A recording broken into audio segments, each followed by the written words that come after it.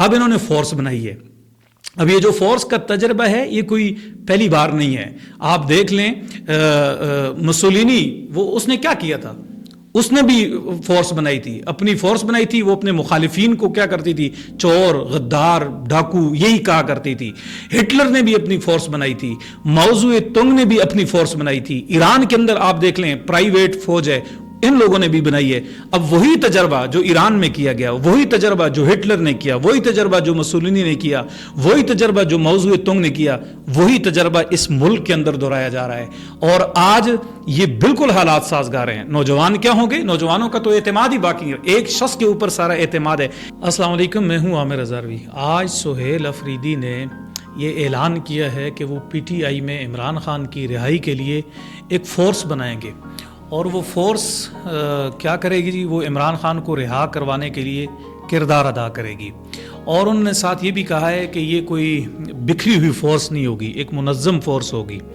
और उसके साथ ही उन्होंने कहा कि इनका कार्ड बनेगा, इनका हल्फ होगा और चैन ऑफ कमांड होगी। ये नहीं है कि कोई एक बात कर रहा है दूसरा बात कर रहा है। उन्होंने कहा कि भाई हम खुद इसको ईद के बाद देखेंगे। और साथ उन्होंने ये धमकी भी दी कि घी टेढ़ी उंगली, अब उंगली जो है वो टेढ़ी करनी पड़ेगी, बात ऐसे नहीं बनेगी। अब सवाल ये है कि ये फोर्स बनाने की ज़रूरत क्यों पेश आई? क्या इस वक्त जो पाकिस्तान का नौजवान है उसके लिए माहौल साजगार है या नहीं? वो इस फोर्स का हिस्सा बनेगा नहीं? आज का मेरा ये व्लॉग है, मैं चाहूँगा कि आप ज़रूर देखें और ये जो हमारा चैनल है इसको ज़रूर सब्सक्राइब करें। और मुझे उम्मीद ये है कि लोग मेरी बातों से इत्तेफाक भी करेंगे, इख्तिलाफ भी करेंगे। जिन्होंने इत्तेफाक करना है वो कहेंगे हाँ जी भाई वाकई ये इत्तेफाक है, जो इख्तिलाफ करते हैं वो बहरहाल गालियाँ देते रहें। सबसे पहले आप तहरीक इंसाफ का माजी देखें। तहरीक इंसाफ ने हमारे इस सोसाइटी में क्या क्या कारनामे सर अंजाम दिए हैं, और आज ये जो माहौल है ये PTI की फोर्स के लिए बेहतरीन है या नहीं? PTI ने सबसे पहला काम क्या किया? PTI ने सबसे पहला काम ये किया कि ख़ानदान के अंदर तकसीम पैदा की। जब कोई बच्चा मैदान में निकलता है तो उसके पास दो रास्ते होते हैं तरबियत करने के। दो लोग होते हैं जो उसकी तरबियत करते हैं, या वालिदैन उसकी तरबियत करते हैं या असातिज़ा उसकी तरबियत करते हैं। PTI ने अपने नौजवानों को ये बावर करवाया और बच्चों को बाप के मुकाबले में खड़ा किया कि आपके बाप का ये जो सियासी शऊर है ये गुलामाना है। पहले भुट्टो था, उसकी बेटी थी, फिर अब बिलावल है, नवाज शरीफ है, नवाज शरीफ की बेटी है, नवाज शरीफ का भाई है। लिहाजा आपके जो बुजुर्ग गुजरे हैं या जो बुजुर्ग नून लीग के साथ ताल्लुक़ रखते हैं, पीपल्स पार्टी के साथ ताल्लुक़ रखते हैं, ANP के साथ ताल्लुक़ रखते हैं, जमीयत के साथ जो ताल्लुक़ रखते हैं, इनकी सोच गुलामाना है। लिहाजा आपका बाप जो है वो कोई बसीरत वाला आदमी नहीं है, आपका जो उस्ताद है ये कोई बसीरत वाला नहीं है, इनकी जो सोच है ये गुलामाना है। उसका नतीजा क्या निकला कि तकसीम घर के अंदर हुई, औलाद अपने बाप से बागी हुई और शागिर्द अपने उस्ताद से बागी हुआ। और ये PTI ने पहला काम किया। PTI ने दूसरा काम ये किया कि उनके जो सियासी हरीफ थे, ये तो पहला काम हो गया। दूसरा काम ये हुआ कि उनके जो सियासी हरीफ थे उनके साथ उन्होंने सियासी रवैया नहीं रखा। यानी माजी में ऐसा होता था कि एक जमात है हुकूमत में, दूसरी जमात अपोजिशन में हुआ करती थी, और अपोजिशन की जमात और हुकूमत की जमात मिल के जब कौमी मामला कोई आता था एक दूसरे के साथ बैठ के रास्ता निकाल लिया करते थे ताकि मुल्क चलता रहे। लेकिन PTI ने दूसरा काम ये किया कि सियासी जमातों के साथ बैठने की वो जो बात थी वो उसने ख़त्म कर दी। सियासत को हक और बातिल का मैदान बना दिया। वो जो दरमियान वाला रास्ता था, दरमियान वाला रास्ता उन्होंने ख़त्म कर दिया है।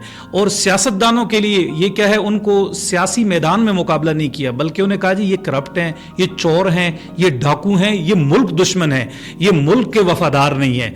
यानी सियासत को इससे निकाल दिया कि भाई एक मेरा सियासी हरीफ है, वो भी मुल्क की बेहतरी चाहता है, मैं भी मुल्क की बेहतरी चाहता हूं, और मेरे पास ये एजेंडा है, दूसरे शख्स के पास ये एजेंडा है। अगर आपको ये एजेंडा अपील करता है फिर तो ठीक है, लेकिन अगर आपको ये एजेंडा अपील नहीं करता तो आप दूसरे को वोट दे दें। सियासत इस बुनियाद पे हुआ करती थी। लेकिन PTI ने एक बाकायदा मुनज़्ज़म तरीके से सियासत को हक और बातिल की जंग बना दिया। सियासत के अंदर उन्होंने गद्दार, कौमी मुजरिम, करप्ट, اس کا جو تعارف ہے یہ پی ٹی آئی نے متعارف کروایا، اور پی ٹی آئی اس حد تک کامیاب ہو چکی ہے کہ اب ملک کے اندر دو ہی پارٹیاں ہیں، یا عمران خان ہے یا اینٹی عمران خان، تیسری کوئی باقی نہیں رہی۔ سیاست کو یہ یہاں تک لے کے آ گئے ہیں۔ تیسرا انہوں نے کام یہ کیا کہ انہوں نے اداروں پر اعتماد ختم کیا۔ اداروں پر اعتماد ختم کرنے کے لیے عدلیہ کو تقسیم کیا۔ جو جج ان کے ساتھ تھے، جو فیصلہ ان کے حق میں آ جاتا وہ کہتے ہیں کہ جی یہ حق اور سچ کا فیصلہ ہے، جو فیصلہ ان کے خلاف آتا کہتے ہیں جی ادارے بکے ہوئے ہیں، ادارے کرپٹ ہیں، ادارے دباؤ برداشت کرتے ہیں۔ الیکشن کمیشن سے اعتماد انہوں نے ختم کیا۔ عدلیہ جو ہمارا، یہ جو آئینی ادارے ہیں ہمارے، آئینی اداروں سے اعتماد بھی ختم کیا، عدلیہ سے بھی اور ہمارے الیکشن کمیشن سے بھی اعتماد ختم کیا، ان کو بھی بکاؤ کہہ دیا، ان کو بھی کرپٹ کہہ دیا، عدلیہ کو تقسیم کر دیا۔ یعنی ایک ٹائم یہ بھی آیا کہ صحافی کسی بھی جج کی وہ جو آرگومنٹ ہوتا تھا، ججمنٹ جو ہوتی تھی یا جو وہ ریمارکس دیتے تھے، اس کی بنیاد پہ یہ فیصلہ کر دیتے تھے کہ جب فیصلہ آئے گا تو 6-7 سے آئے گا، 3-4 سے آئے گا، 3 جج ادھر ہوں گے، 4 ادھر ہوں گے۔ حالانکہ ججوں کے فیصلے بولتے تھے، جج خود نہیں بولا کرتے تھے۔ کسی بھی جج کے چہرے کے تاثرات سے اندازہ نہیں ہوتا تھا کہ اس کا فیصلہ کیا ہوگا۔ لیکن پی ٹی آئی نے عدلیہ کو بھی تقسیم کیا، الیکشن کمیشن کو بھی تقسیم کیا، اور باقی جو ادارے تھے ان کو بھی بکا ہوگا۔ چوتھا کام پی ٹی آئی نے یہ کیا ہے کہ انہوں نے میڈیا کے اندر ایک دراڑ ڈالی ہے۔ میڈیا کے اندر پہلی دراڑ جو ہے وہ حامد میر پہ حملے کے بعد ہماری اسٹیبلشمنٹ نے ڈالی تھی، لیکن اس تقسیم کو جو گہرا کیا ہے، جو بہت دوری تک لے کر گئے ہیں، وہ پی ٹی آئی والے لے کر گئے ہیں۔ پی ٹی آئی نے کیا کیا؟ پی ٹی آئی نے اپنا سوشل میڈیا منظم کیا، لوگوں کو ڈیجیٹل کمرے بنا کے دیے ہیں۔ فیس بک کا، یوٹیوب کا اور ٹک ٹاک کا یہ جو الگورتھم سسٹم ہے، اس کے اوپر قبضہ کیا، اور جو صحافی ان کے حق میں تھا کہا جی یہ تو حق کے ساتھ کھڑا ہے، اور جو ان کے مخالف تھا اس کو لفافہ صحافی کہہ دیا۔ صحافیوں میں اس وقت ایشو ٹو ایشو بات کرنے کا مزاج ہی ختم ہو گیا۔ اب سیاست بھی دو حصوں میں ہے، یا آپ حامی ہیں عمران خان کے یا آپ مخالف ہیں۔ سیاست کی، صحافت کی وہ جو اصول تھے، وہ جو نظریات تھے، وہ بھی پی ٹی آئی نے اس کو ختم کر دیا۔ اب اچھا، آپ جب پی ٹی آئی کے ساتھ ہیں، اب ان کا الگورتھم سسٹم بڑا مضبوط تھا، انہوں نے کیا کیا ہے کہ جو صحافی ان کے ساتھ ہیں انہوں نے ڈالر کمانا شروع کر دیے۔ آپ دیکھ لیں ماضی میں جو صحافی موٹر سائیکل پہ گھوما کرتے تھے، جن کی کوئی پہچان نہیں تھی، جو ایک عام معمولی سے رپورٹر تھے، انہوں نے عمران خان کے کیمپ میں کھڑے ہو کے عمران خان کے حق میں بات کرنا شروع کی۔ آج دیکھیں ان کے پاس کروڑوں کی مالیت ہے، ان کے اثاثے ہیں، ان کے بنگلے ہیں۔ ایک طرف میڈیا تقسیم ہوا، میڈیا کا جو شخص ان کا حامی تھا اس کو فین فالوئنگ بھی ملی، اس کو پیسے بھی ملے، اور اس کو واہ واہ تعریفیں، اور آپ حق کے ساتھی ہیں جی، آپ حق کے ساتھ کھڑے ہو گئے ہیں۔ تو میڈیا کا جو بندہ، وہ بھلے اس کی چپل ٹوٹی ہوئی ہے، اس کا گھر اپنا ہے کہ نہیں، وہ موٹر سائیکل پہ بیٹھ کے سفر کرتا ہے، اس کو کہہ دیا جی یہ تو کیا ہے جی، یہ تو بکاؤ مال ہے، یہ تو مریم نواز کا میڈیا کا بندہ ہے جی، یہ تو فلاں ہے، اس کو لفافہ صحافی کہہ دیا۔ میڈیا کو بھی تقسیم کیا۔ چوتھا کام انہوں نے یہ کیا۔ اچھا، پانچواں کام کیا کیا؟ پانچواں کام بہت مزے کا کیا۔ وہ یہ تھا کہ یہ جو ہمارے سیاسی نمائندے ہوتے تھے، ایم پی اے، ایم این اے، لوگ ان سے توقع رکھتے تھے کہ یہ ہمارے نمائندے ہیں، یہ ہماری آواز بلند کریں گے، یہ اسمبلی میں ہمارا مسئلہ اٹھائیں گے۔ عمران خان نے سب سے پہلے جو ہمارے ایم پی اے، ایم این اے تھے، ان سے اپنے گھر کی چوکیداری کروائی، اور ان کو ان کی اوقات یاد دلائی کہ یہ تمہاری ٹوٹل اوقات ہے، تم میرے دروازے پہ آ کے ڈنڈے لے کے کھڑے ہو کے پیرا دو۔ ہمارے ایم این اے، ہمارے ایم پی اے کو ذلیل کیا، اور یہ ہماری نمائندگی کی توہین کی گئی، ان کو وہاں کھڑا کیا، پھر ٹکٹ دیا۔ فیصلہ اس بنیاد پہ ہوا اگر یہ لوگ ہمارے ساتھ کھڑے ہوں گے تو ہم ان کو ٹکٹ دیں گے، وگرنہ ہم ان کو ٹکٹ نہیں دیں گے۔ ہمارے بڑے بڑے لوگ، ہمارے قداور لوگ، ہمارے عزت دار لوگ، وہ زمان پارک عمران خان کے گھر کے باہر کھڑے ہو کے پیرے دیتے تھے اور ڈنڈے لے کے۔ ہماری نمائندگی کی توہین کی گئی، سچی بات یہ ہے، لیکن مجبور تھی۔ سیاستدان کے پاس اور کوئی راستہ نہیں تھا، بھئی لوگ عمران خان کے ساتھ تھے، نوجوانوں کے ساتھ تھے۔ وہ ماضی میں اس نے لوگوں کو اپنے ساتھ کر لیا، نوجوانوں کو سیاست میں تقسیم ڈال دی، اس نے جنبے توڑ دیے، سارا یعنی توڑ موڑ کے ایک جگہ پہ پہنچا ہے۔ ایک کام تو یہ کیا انہوں نے نمائندگی، دوسرا کام یہ کیا کہ جو سیاستدان الیکشن جیتنے کے بعد آئے ان سے حلف لیا کہ بھئی آپ نے ہمارا وفادار رہنا ہے، آپ نے ہمیں چھوڑ کے نہیں جانا۔ آپ دیکھیں کہ لوگ اکٹھے ہوتے تھے، وہ اپنے نمائندے کے پاس جاتے تھے، جا کے کہتے تھے ہمارا یہ مسئلہ ہے، ہمارا یہ مسئلہ حل کر دیں۔ اب یہ جو ورکر ہے، یہ ورکر اٹھ کے ایم پی اے، ایم این اے کا گریبان پکڑتا ہے اور اس سے کہتے تم نے عمران خان کا ساتھ کیوں نہیں دیا۔ عمران خان نے، پی ٹی آئی نے اپنے ایم این ایز اور ایم پی ایز کا وہ پتہ کاٹ دیا ہے۔ اب عمران خان ہے اور اس کے ورکر ہیں، درمیان میں یہ جو نمائندگی تھی، اس نمائندگی کو ختم کیا۔ اب مجھے یہ بتا دیں کہ جب آپ کے سر کے اوپر عدلیہ باقی نہ رہے، عدلیہ جب تقسیم ہو جائے، الیکشن کمیشن جب تقسیم ہو جائے، میڈیا جب تقسیم ہو جائے، ہماری سیاست جب تقسیم ہو جائے، ہمارا سماج جب تقسیم ہو جائے اور لوگ عمران خان کی مٹھی میں ہوں، پھر مجھے بتائیں کہ یہ فورس بنانے کے لیے یہ حالات بہتر ہیں کہ نہیں؟ ہماری تو سوسائٹی ساری تقسیم ہوئی پڑی ہے، ہماری دوسری مخالف آواز ہی آج کوئی نہیں رہی ہے۔ اچھا پھر یہ تو عمران خان نے فتح کر لیا میڈیا کو، یہ تو سچی بات ہے، میڈیا کو اس نے فتح کر لیا، اس نے سیاست کو فتح کر لیا، اس نے الیکشن کمیشن کو فتح کر لیا، اس نے ماں باپ کو فتح کر لیا، اس نے بچوں کو فتح کر لیا۔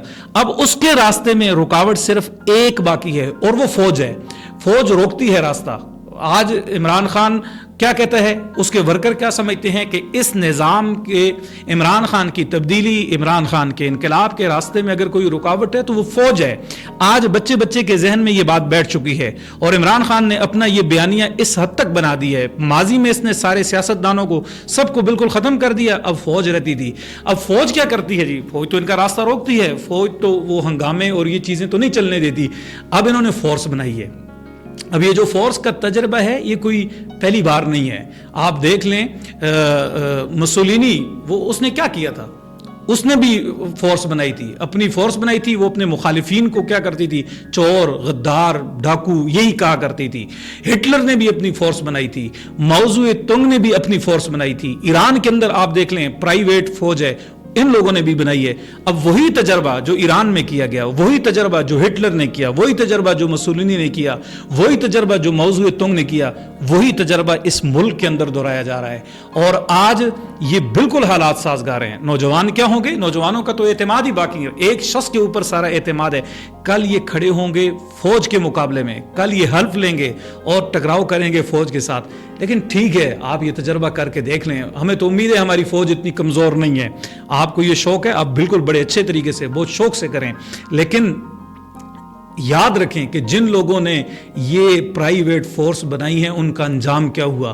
پرائیویٹ فورس بنانے والے جو لیڈر تھے، جب وہ لیڈر کا شکار ہوتے ہیں تو وہ کیسے پھر شکار ہوئے، یہ آپ دیکھ لیں، ایک تجربہ کر لیں۔ بہرحال یہ تو وقت بتائے گا کہ عمران خان کی یہ جو رہائی فورس یہ جو بنانے جا رہے ہیں یہ کیا کرے گی، لیکن بہرحال ہمیں غافل نہیں رہنا۔